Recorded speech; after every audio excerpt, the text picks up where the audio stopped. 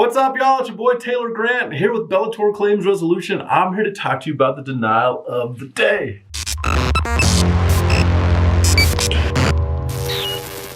Today's comes to us from Crystal of Denver, Colorado. My husband and I discovered that some property we held in storage that had been damaged due to wind at the facility, causing excess accumulation of dust, mites, and insects to get into our storage unit.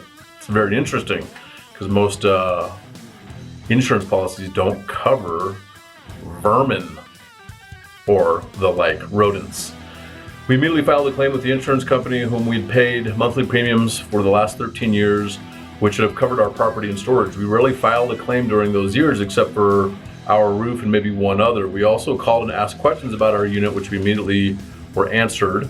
However, the agent never made an appointment with us to visit the unit to assess the damage to our property. Instead, the agent called the facility to ask about us and our damage, and of course the facility denied any damage. Ultimately, our claim was denied, citing that we had been told to do something to the facility, but we never did. My husband and I were disappointed, but life goes on.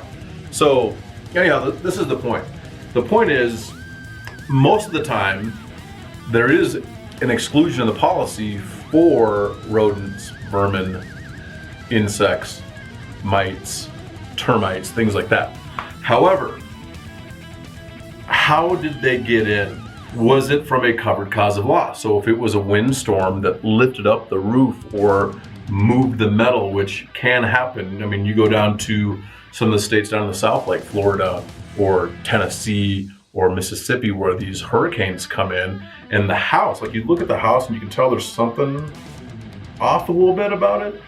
But really, when you get closer, the whole house is moved off the foundation, and maybe it's only an inch or 2 inches. But when you talk about a house moving like that in the wind, right? So what is covered? And it really goes back to your policy. And again, I say it a lot, right? But ultimately, you have to read your policy.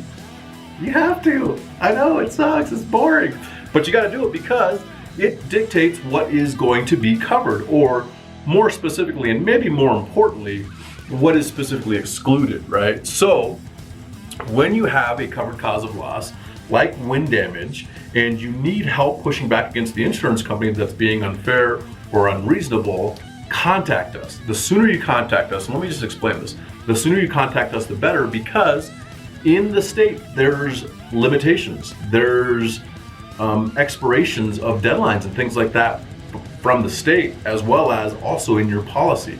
If you don't know what those dates are, you could get hosed. A lot of new policies are moving to 6 months after the date of loss for you to make a claim. So, hail, for instance, comes, hits your roof, you don't notice anything. Most people are just like, well, it's not leaking, so it must be fine. Not the case most of the time, especially if it's gotten hit by hail. But you go 6 months and 2 days, and a roofer finally gets to your property and says, hey, let me take a look. You were in the storm swath, the storm path, and they look, and there's a ton of damage up there that you didn't know because you probably aren't getting on your roof every day. But now it's past the 6 months deadline, you have lost the opportunity to make a claim based on the contract or the policy that you have with the insurance company. So be aware of that. And so that's why I always say, contact us sooner than later.